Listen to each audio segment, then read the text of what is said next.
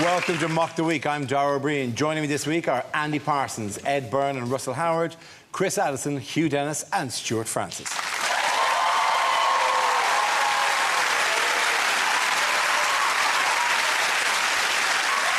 We start with a round called Headliners. Here's a picture of the Prime Minister, David Cameron. But what does CABS stand for? Is it country's arms budget shrunk? And you just sort of stand in front of the Taliban and go bang, bang. It's his ultimate fantasy. It's caviar and Beyoncé shaven. Is he playing a game he used to play as a kid? It's actually CABs. It's a game he used to play as a child. Cowboys and butlers. Audio. Is it Clegg? Another bacon sandwich.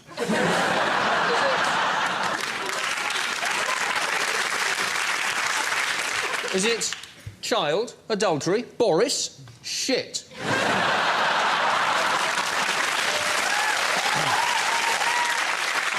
Is it Cameron attempts black solidarity?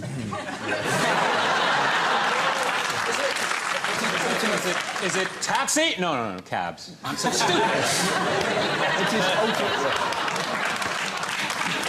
He's actually pointing at a lady in the street. Cracking arse. Boobs. Satisfactory. Is it charmless aristocrat buggers society? Is it... That's right, that's it.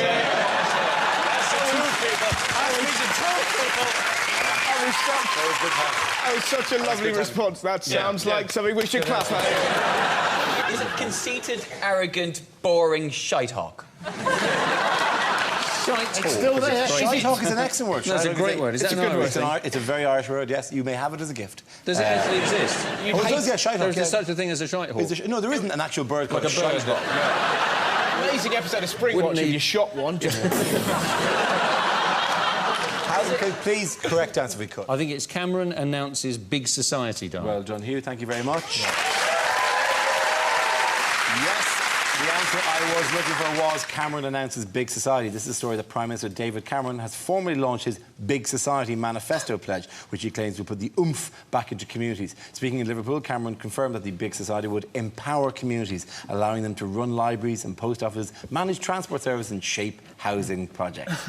How is he planning on liberating society? See, oomph. That's not even a word. And he wants to put oomph back in communities. Yeah. Yes, I'd like to make hospitals a bit more ha-cha-cha-cha.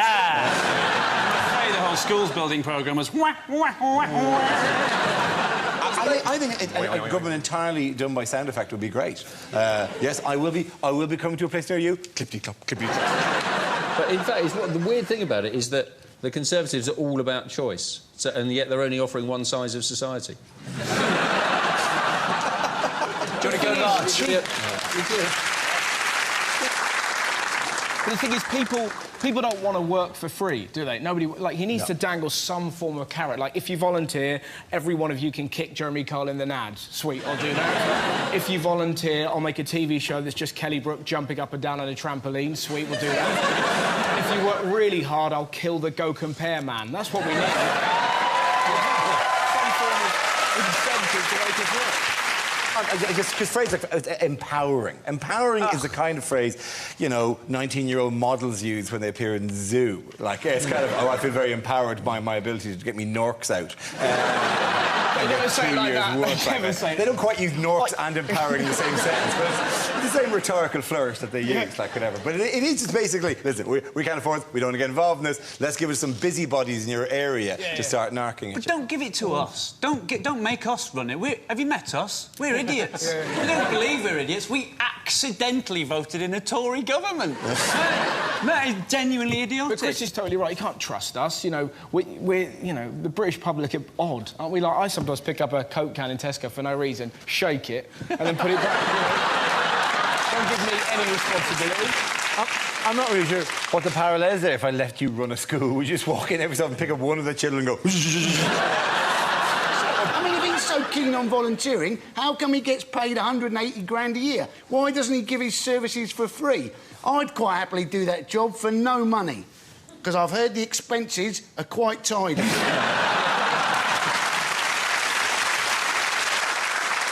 I think we're all this together. That's what's so difficult to listen to. You've got this multi-millionaire going, we're all in this together. Cameron, comparing his plight to that of the British people, is like me stubbing my toe and going, I feel just like Heather Mills. There is...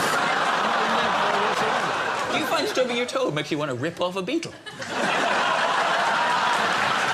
Cameron, basically, he was going on about, wasn't he, about this village pub, that they'd enabled it to keep it open. And you're thinking, keeping open a village pub, that's not the big society, that's a lock-in. In a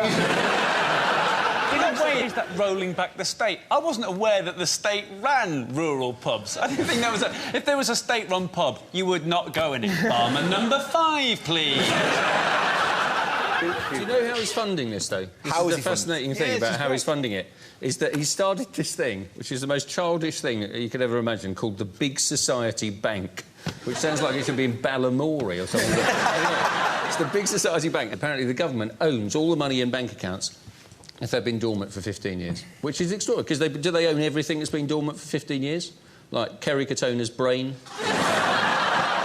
Emil Heskey's right foot, and almost the whole of Anne Widdecombe. It's not essentially, he wants to pay for it using the money of the dead. Like a financial zombie army will sweep across, opening post office.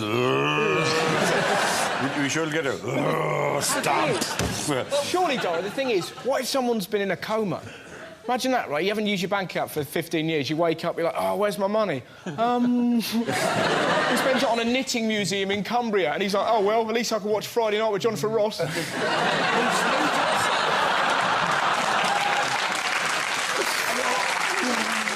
In other news, what's going on here? This is Cameron and Obama having a chat, and Obama's just saying to him, you call me Soul Man one more time, white boy. Is it what happening is Obama's going, thank goodness you've arrived. I've had around 30 calls from a Mr. Clegg going, I can't find the keys to number 10. Is it not just going, so, David, I understand your ancestors made their fortune in cotton and sugar?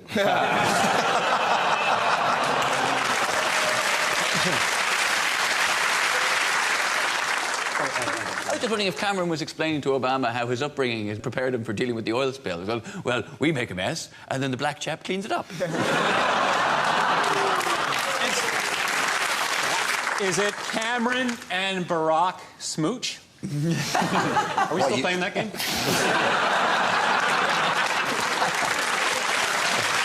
No, he's moved on. No, it is David Cameron meeting President Obama on his official 2-day visit to the US. Yeah. Cameron said he's going to stand up to the US, and you're like, no, you're not. There's more chance of Danny Dyer being the new host of QI. It is worth noting, by the way, that under the new Big Society initiative, we have to run all the post offices, but he's still the one who gets to go to America and meet Obama. I don't see his committee members from Liverpool who are running the local libraries going, oh, great, do we get to go to America? Oh, great, Big Society. Maybe that would be a good idea, though, because actually the problem with standing up to America is we keep sending posh people. Maybe we should actually be sending people from Scouse Estates, where we're not really happy about the Al-Megrahi thing. Oh, are you not? Come here, then. Let's take it outside. Come on, then, big lad. You're not happy. Let's go. It's just a scheduled visit, isn't it? There's nothing particularly special about this visit. But the problem for Cameron is the BP are apparently involved in the release of Al-Megrahi by the Scottish government. Let's stick the word allegedly into there, because BP, I'd imagine, have 1 or 2 lawyers, possibly, being something of a large corporation. And they're slick lawyers. Yeah. The American government... I imagine the latest BP spillage is their lawyer going... It's really funny, because Cameron said that the release of Al-Megrahi was nothing to do with oil, and you're like, yeah, and Mel Gibson's just a social drinker.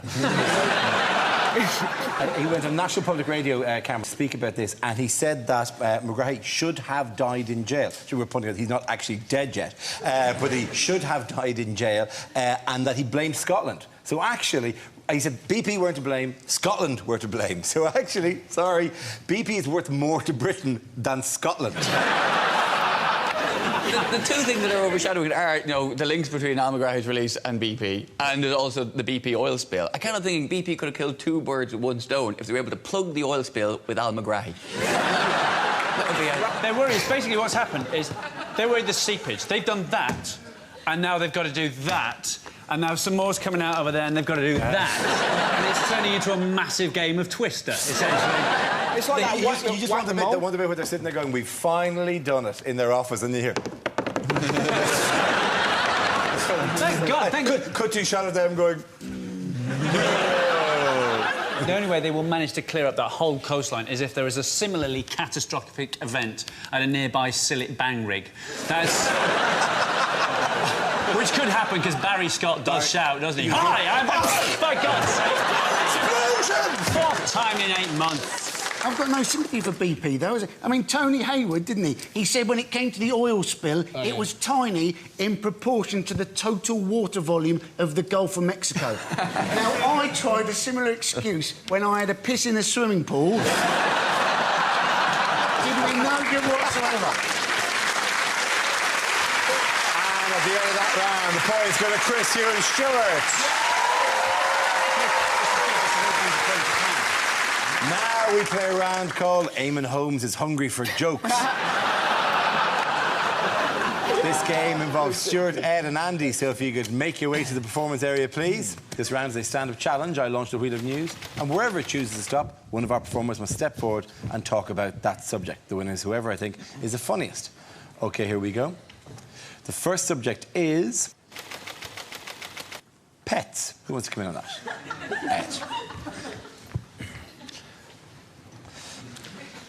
Does it look like I'm being attacked by two animals? No, I have a theory, though, with pets. I have a theory. I feel that we treat animals better than we treat humans. Proof of this, we found a cat by our bins, and it looked hungry. Now it lives with us. That is proof that we treat animals better. You wouldn't do that with a person. You would go, all right, mate, you look a bit hungry. What are you doing by the bins? Do you want to come live in the house? Come live with us. Yeah, don't get a job, Ratton. We will buy you food and prepare it for you. In exchange for that, if you could just occasionally take a dump on the floor. That's it. Occasionally, just now and again, when I'm in the house on my own, if you could just jump on the back of my chair and frighten the shit out of me. Can I do that? In exchange for free bed and board. And the way it was sold to me that the cat was going to live with us was it would keep away the mice. But it doesn't keep away the mice. It doesn't. It brings mice in. Mice that live in a field near the house that had no intention of coming anywhere near the house. The cat brings in and plays with and then gets distracted. Ooh, a sunbeam. And lets them go. We have more mice in the house than we did before we got a cat. Can I put down poison for the mice? No, in case the cat eats it.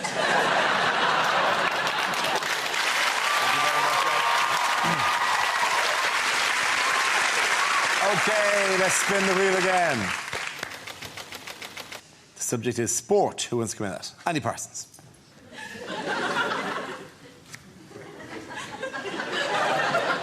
Does it look like I'm being attacked by two giant testicles?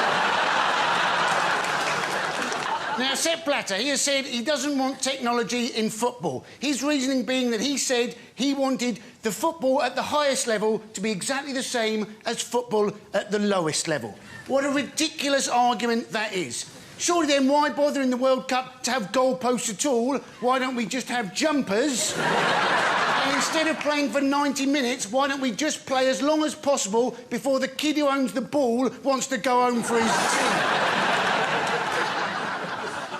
And you wonder how well does Capello actually get on with the England players? Capello is into opera and art. How many of the England players do you think are actually into their art? The closest that Ashley Cole has come to a self-portrait is taking a photo of his knob. Thank you very much, Andy Parsons.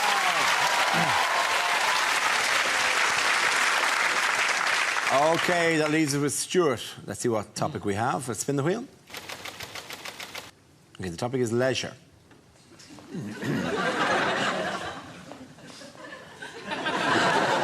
What's the deal with train spotters? I counted 27 of the losers today.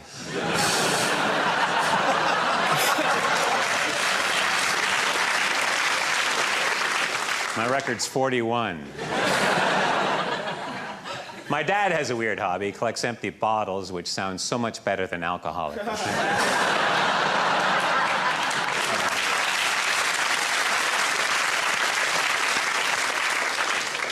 I want to write a mystery novel. Or do I?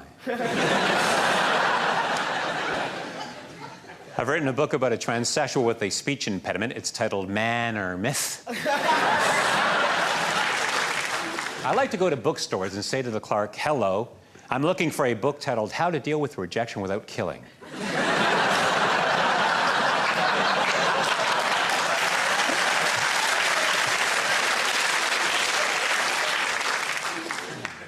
In my spare time, I like to fart on crowded lifts, which is wrong on so many levels. Thank you very much, Joe. Well done. Voice over, Chef Francis. Everyone come back.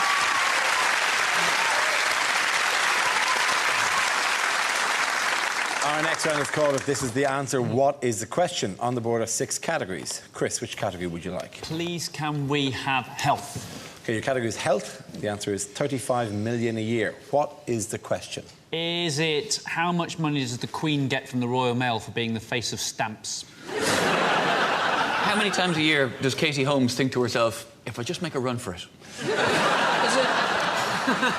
If you were the man who ate all the pies, how many pies would you be eating?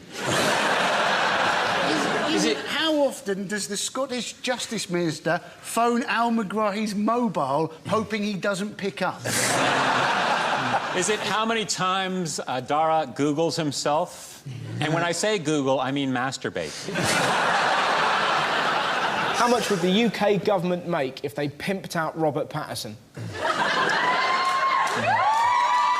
Just from that lady. When you say pimped him out, you mean put, like, big rims on him? No, we could do that, or we could just put him in a bus and let girls, such as the lady that cheered then, pay up to £100 to do what you want with him. If you let me pay £100 to do what I want with him, that would be the end of him.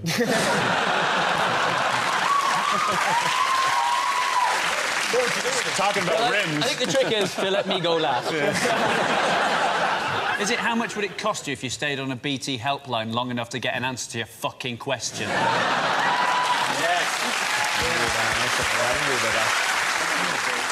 Any correct answer? It's about sick days, isn't it? It is about sick days, yes. It's how many sick days a year did the British population take? That's absolutely right. Well done. Thank you very much. Cheers. Yes. And the question I was looking for was how many fake sick days do British workers take each year? According to a survey, Brits pull 35 million sickies every year, which is more than any other European country and accounts for over a quarter of the 122 million sick days taken across Europe. To be honest, our football team took a month off in South Africa. Everyone's doing it. 35 million. That makes me sick. Can I go home? Yeah, you can go home. But that's you hear right. about some of the things to you guys yesterday in the office. You weren't there, Dara, but what I was saying to the other guys. Well, I had a very heavy cold. Some of the summer things that's going around at the moment. It's very difficult to feign a sick day, because you might start off pretending, but by the time you watch Jeremy Kyle and 4 Hours of Antiques programmes, you are feeling genuinely ill.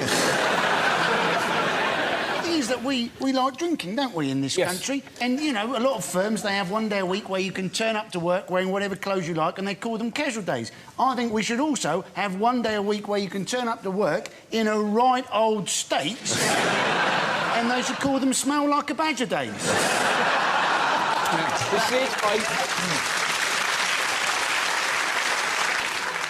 It's interesting, though, taking a day off as a man is tricky because you have to be very inventive. You have to, I've got diphtheria, I've got lurgy, I can't see, I've got blurred vision, I've got a throat. As a lady, very easy. All you have to say is, women's problems. Whoa! my apologies. Take the week off. Oh, you know, you can't do that as a bloke. I've got man problems. Well, stop touching it then. But we're all self-employed, so there's no point us throwing sickies, is there? You know, there's no point phoning up yourself, leaving a message on your answer phone, I can't come in, then retrieving your message, realising you're ill and going to bed. Alzheimer's. OK, John's story struck me during the week. This, you may not have seen one. It was a story in Ireland in the Evening Herald in Dublin last week. And it's quite a moving story. It's about Alzheimer's disease. Oh. It was, yeah. And the story basically was being a big head may be good for you. Scientists found that large-headed individuals with Alzheimer's have better memory and thinking skills than sufferers with small heads. All of which is quite interesting. You see, the next paragraph I found difficult to take. People with larger than average heads, like comedian Dara O'Brien,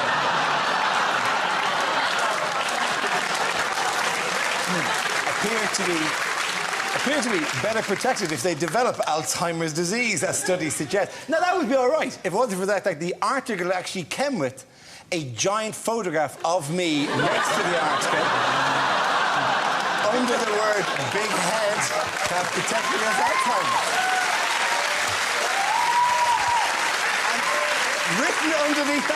Written underneath that was extra large : report is good news for Dara O'Brien. No, it's not.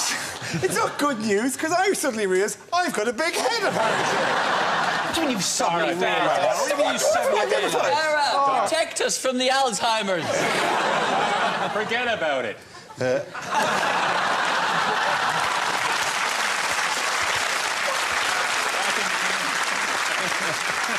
In Canada, I did some modelling. It was for medical. It was for penile dysfunction. It was a before and after picture. This is true. I didn't model. I don't model for big head things. I don't regard myself as having a large head. I don't have difficulty buying hats. I don't have difficulty getting into jumpers. My head has caused me no... When did those three guys get here?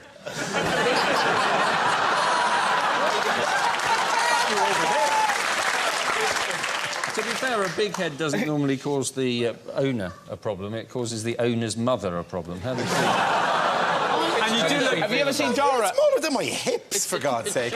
Your head is smaller than your hips. What kind of shape are you? You're a peanut. Shakira's. Of course my head is smaller than my hips. Dara, but it's... Is Dara, your look head at me. not smaller than your hips? No! Dara, look at me. Oh, you're weird. Yeah. That's so strange. Look at me.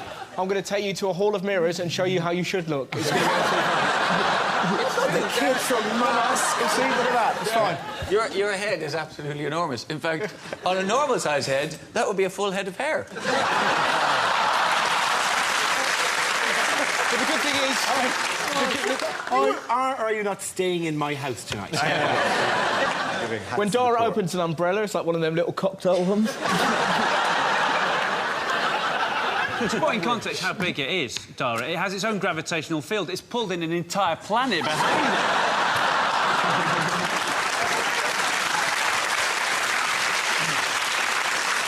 This desk was straight when we started. I was expecting sympathy. That's why I introduced this.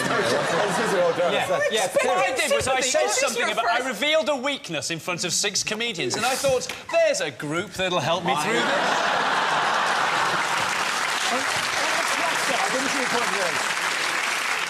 I think of you all as friends. I don't think of you as comedians. OK,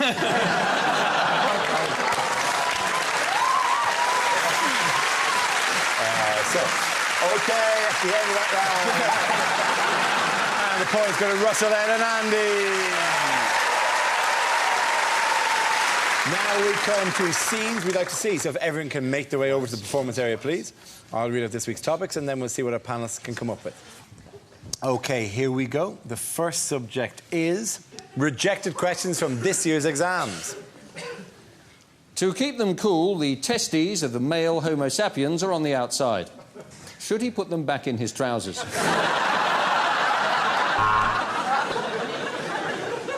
Wayne lives 3 miles away from Kaylee, and Martin lives 6 miles away from Wayne.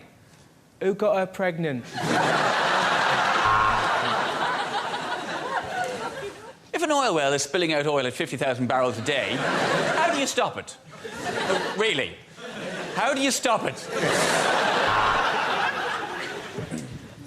If you mix blue and yellow, how crap is your government?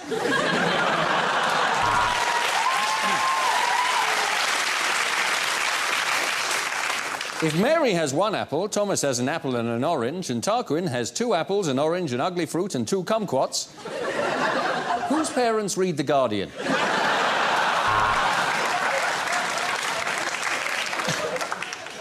Which is faster, a cheetah or Mel Gibson leaving the Mobos?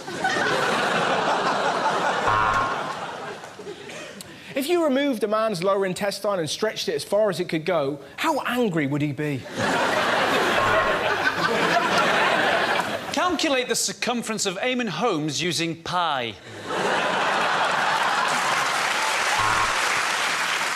A car is travelling at a constant speed of 70 miles an hour round the M25. In what imaginary universe are they in fact travelling? Henry VIII loved the bitches. Discuss. Chemistry. What's that smell?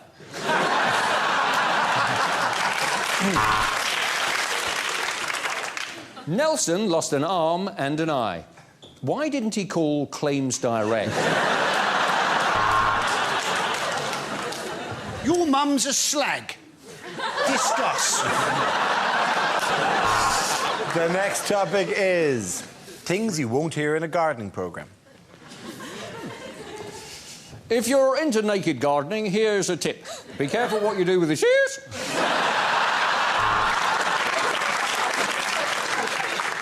And that, folks, is how you get rid of a body. Not only that, somebody has been sneaking into the allotment and putting topsoil on the ground. The plot thickens.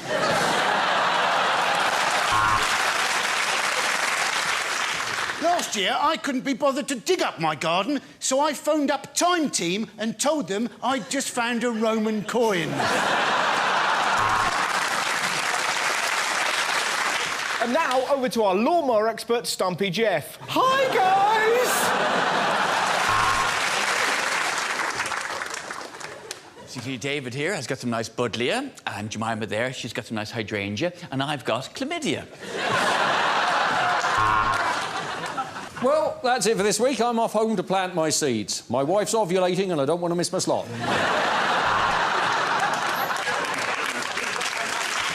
Why grow flowers like this when you can steal them from a traffic black spot?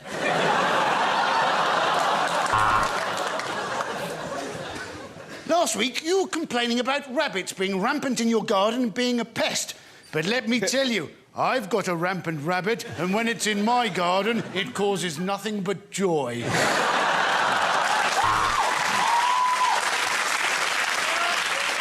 Well, I've been having terrible trouble with a mole. He keeps on passing confidential information to other gardeners.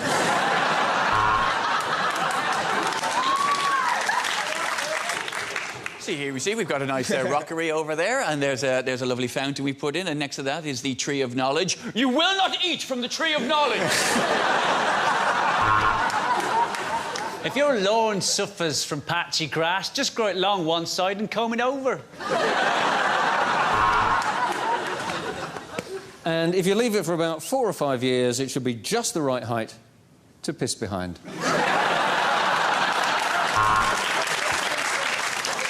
In a garden, it's... Who's blocking my light? Dara, could you just...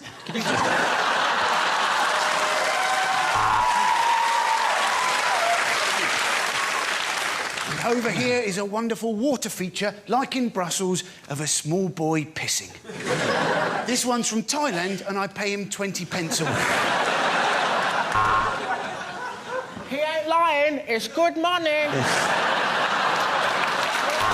Give it a round of applause for Russell, Ed and Andy. And that's the end of the show. This week's winners are Andy Parsons, Ed Byrne and Russell Howard.